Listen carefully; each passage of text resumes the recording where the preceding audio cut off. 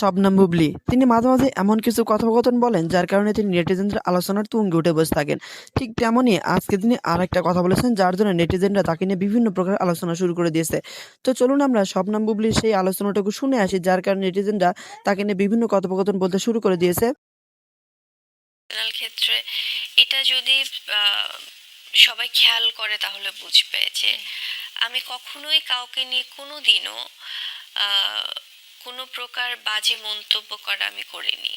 তো বুবলি অনেক নায়িকাই আছে যারা আসলে কাজের থেকে কথা একটু বেশি দক্ষ। এই বিষয়টা আসলে তুমি কিভাবে দেখছো? আমি আসলে আমার কাছে মনে হয় এটা যার যার ব্যক্তিগত তাদের পার্সোনালিটি, আমি বলবো তাদের ব্যক্তিত্ব বা তাদের জীবন ধারণ, জীবনযাত্রা। কিন্তু যেহেতু আমরা আমাদের সবচেয়ে বড় পরিচয়টা এখানে হচ্ছে আমরা অভিনয় শিল্পী, সেখানে আমাদের মনে হয় যে একটা সুস্থ সুন্দর কাজের পরিবেশের মধ্য দিয়ে যদি আমরা যাই, খুব পজিটিভিটি নিয়ে যদি আমরা যাই, সেটা মনে হয় যে দর্শকদের দেখতেও বা শুনতেও ভালো লাগবে আসলে। অনেকেই রয়েছে তারা কিন্তু আসলে কাজ ছাড়া শুধুমাত্র ভাইরাল হতে চায়। বিষয়টা আসলে কিভাবে দেখো তুমি? এটা আমার কাছে মনে হয় যে আহ, কোনো দরকার নেই আসলে, কারণ অনেক সময় হয় যে আমরা কাজটাতে যখন ফোকাস থাকছি তখন কিন্তু দর্শকরা সেটা অ্যাপ্রিসিয়েট করছে। আবার অনেক সময় দেখা যায় দর্শকদের সেই ভালোবাসার জন্য কিন্তু তারা অনেক সময় আমাদের ব্যক্তি লাইফটা নিয়েও জানতে চায়, এবং সেটাও ঠিক আছে, কারণ আমাদের তো আসলে সবকিছু খুব ট্রান্সপারেন্ট রাখি আমরা। যে আমাদের, যেমন আমার ক্ষেত্রে যদি আমি বলি, অনেক সময় আহ, দর্শকদের জায়গা থেকে সবসময় জানতে চাই শেহজাদ কি করছে, বা শেহজাদের এখন ওর কিভাবে সময় কাটছে, বা ওর কিছু কিছু ভিডিও ক্লিপস দেখতে চায়, তখন হয়তো আমি শেয়ার করছি ভালোবাসা ভালো লাগা থেকে, বা আমাদের ব্যক্তি জীবনটা। কিন্তু সবকিছুর মধ্যে একটা লিমিটেশন থাকা উচিত যে কতটুকু কি আসবে, বা আমাদের ভাষাগত জায়গা থেকেও লিমিটেশনটা থাকা উচিত যে কিভাবে আমরা আরেকজন শিল্পীকে মূল্যায়ন করছি। আচ্ছা, আহ, সামাজিক যোগাযোগ মাধ্যমে যেটা আমরা দেখি, বুবলি, শাকিব খান, এই অপু বিশ্বাস, এই ট্রায়ো নিয়ে অনেক বেশি আলোচনা সমালোচনা হয়। এবং প্রত্যেকের জায়গা থেকে, তুমি এবং অপু বিশ্বাস, তোমরা দুজনের জায়গা থেকে বিস্ফোরক মন্তব্য করো দুজনকে নিয়ে। কিন্তু এর মাঝখানে শাকিব খানের কোনো মন্তব্য আমরা পাইনি। দু একটা মন্তব্য যাওয়া পেয়েছি, সেটা হয়তো বা সাংবাদিকদের তোপের মুখে পড়ে শাকিব খান তোমাকে নিয়ে কিংবা অপু বিশ্বাসকে নিয়ে কিছু বলেছে, সেগুলো নিয়েও দর্শকের অনেক আলোচনা সমালোচনা আছে।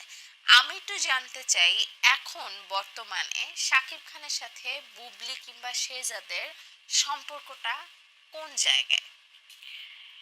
এটা হয় কি, আমি আসলে আহ, যতবারই এই ধরনের ব্যাপারগুলো এনেছি সামনে বা বলেছি, প্রত্যেকবারই না আমি কিন্তু কাউকে অসম্মান করে কিছু বলিনি।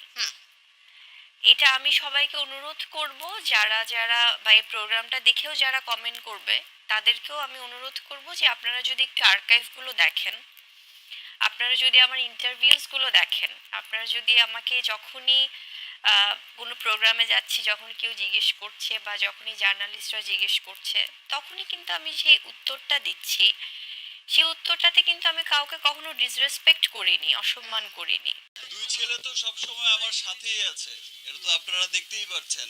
এক ছেলে আমি বাইরে শো করতে গিয়েছি, সে এখানে ফোন করে খবর নিচ্ছে, হ্যালো পাপ্পা আমার জন্য এটা এনো এটা এনো, আমরা এখানে যাব। আর আরেক ছেলের আবার শেহজাদের জন্মদিন হচ্ছে 21 তারিখে। সবাইকে শেহজাদের জন্মদিনের দাওয়াত রইল, অগ্রিম দাওয়াত রইল। শেহজাদের জন্য সবাই দোয়া করবেন। এই যে আমার পার্সোনাল লাইফের বিষয়টা, বুবলি বিষয়টা যেটা বললেন আপনি, আমার পার্সোনাল লাইফের এই বিষয়টা উঠে আসার পরেই বা জানার পরেই কিন্তু একটা মহল আমার পেছনে লেগেছিল।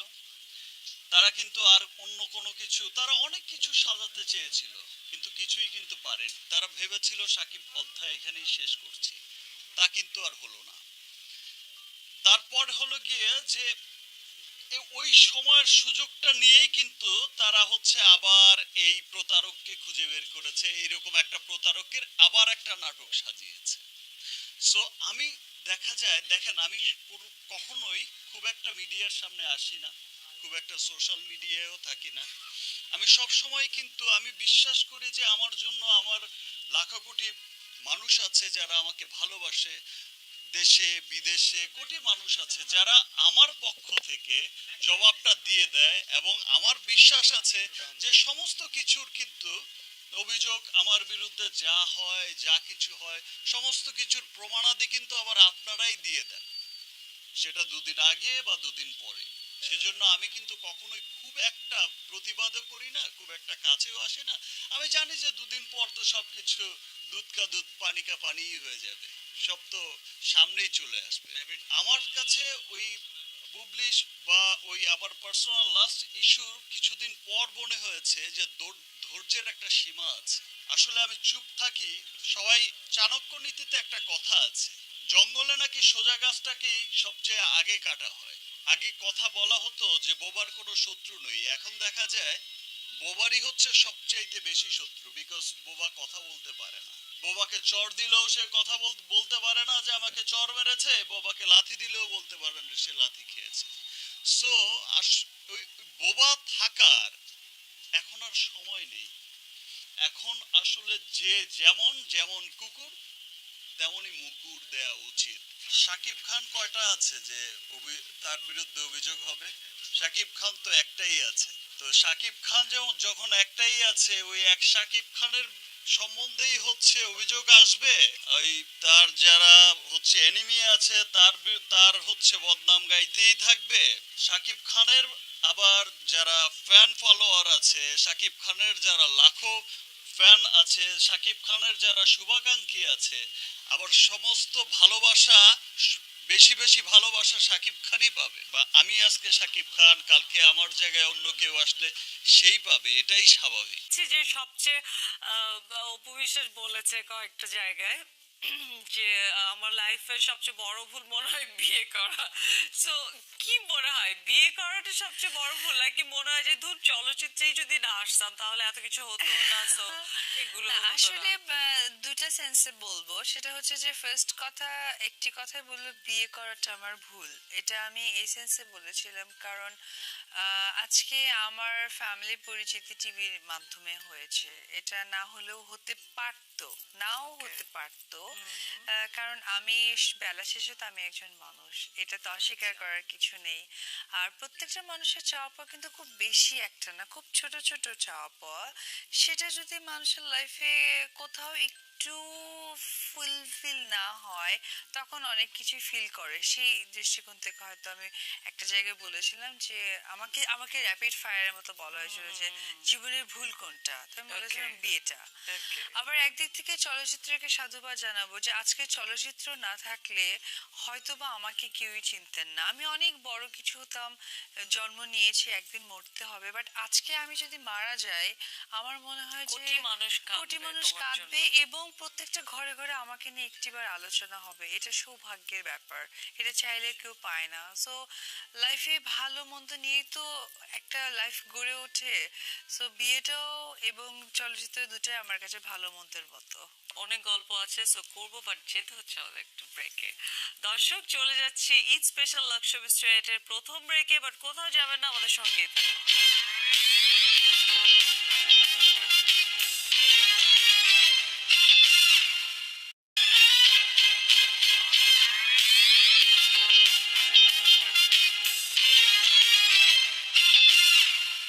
Welcome back to our Eid special লাক্সবি স্টুডেন্ট। আপনাদের সাথে আছে আমি চৈতি, আর আমাদের সাথে স্টুডিওতে আছেন super duper heart throb heroine Apu Biswas. কথা বলছিলাম অপু বিশ্বাসের সাথে। সো এবারে একটু জানতে চাইবো জয় নিয়ে, কেন ওর নাম জয় রাখা হয়েছে? এক্স্যাক্টলি, এটা অ্যাকচুয়ালি অনেকেই বলে না, এই ফার্স্ট টাইম জিজ্ঞেস। জয়টা হচ্ছে যে অ্যাকচুয়ালি আমার বাচ্চাটাকে নিয়ে অনেক যুদ্ধ করতে হয়েছে। সেটা কিরকম, আমি আমি যখন প্রেগনেন্ট হই তখন আমি বাংলাদেশে ছিলাম। আমি 5 মান্থ অবধি বাংলাদেশে ছিলাম, বাট কোনো ডক্টর দেখাতে পারিনি। এর মাঝখানে আমি অনেকবার জ্বর হয়েছে আমার। জ্বর হওয়ার পরও যেটা হয়েছে যে আমি কোনো ডক্টরের সাজেশন নিতে পারিনি, বাট একজন প্রেগনেন্ট মানুষ, তাকে জ্বরের সময় ডাক্তার মাস্ট দেখাতে হবে, কারণ ওটা বেবিকে এফেক্টেড করে। দেন 5 মান্থের পর একটা মেয়ে ট্রাভেল করাটা খুব মানে রিস্কের হয়ে যায়, কারণ তাদের শ্বাসকষ্ট চলে আসে অটোমেটিক্যালি প্রেগনেন্সির সময়। আমাকে যেটা করেছে, আমি 5 মান্থের সময় আমি ট্রাভেল করেছি ব্যাংককে, ব্যাংকক থেকে এসেছি, দেন সিঙ্গাপুর থেকে এসেছি। তো plane shooting no no no, just আমার বেবিটার জন্য আমাকে টাইম ইয়ে করছিলাম, মানে কি বলে, ওয়েস্ট করছিলাম, ওয়েস্ট করছিলাম, বিকজ আমি যেহেতু বেবিটাকে ইন্ডিয়াতে হওয়াবো, ওটার জন্য আমাকে লং টাইম থাকতে হবে, তার জন্য আমাকে টাইম ওয়েস্টিং করা হবে আমার পাসপোর্টের জন্য। পরে আমি ওয়েট করছিলাম যে যখন প্লেনটা উপরে ওঠে আমি নিঃশ্বাস নিতে পারছিলাম না। তো এটা খুব স্বাভাবিক জীবনে আমার আসবে, এটা আসলে ছোটবেলাতে কখনো আমি ভাবিইনি। এরপর যেটা হলো যে আমি ইন্ডিয়াতে গেলাম, ইন্ডিয়াতে যে আমাকে 3 মাস থাকার পর আমাকে ভিসা এক্সটেনশন করাইতে হবে, তার জন্য আমাকে আবার এক জায়গায় যেতে হবে। তখন আমার রানিং 9 মান্থ চলছিল, 9 মান্থ। জাস্ট আমি হাঁটতে পারি না, উঠতে পারি না, বসতে পারি না, কিচ্ছু করতে পারি না। অনেক struggle ইনফ্যাক্ট আমি করতে আমার পায়ে নখ দেখতে পারতাম না, এতটা প্রবলেম ছিল, মানে এত বেশি হেভি ছিল আমার বেবি।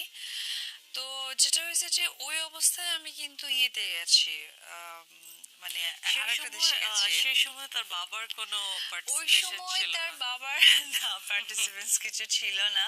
এটা একটা খুব ট্র্যাজেডি আমার জন্য। আর জয় যে নামটা, সেটা হচ্ছে যে এত যুদ্ধ করার পর যেহেতু আমার ছেলেটা আসছে, আমার মা তখন বললো যে জয়। মেয়েদের বিয়ে বা বাচ্চা হলেই ক্যারিয়ার শেষ হয়ে যায় না।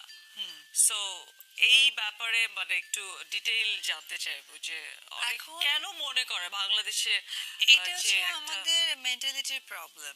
কারিনা কাপুর বেবি বাম্প নিয়েও কিন্তু সে হচ্ছে র্যাম্পে হেঁটেছে, এটা ছিল তার ফ্যাশন। কারণ কি, একটা জিনিস আমাদের ভোলা যাবে না, সেটা হচ্ছে কি, আমরা কেউই ব্যক্তি জীবনের বাহিরের কেউ নয়।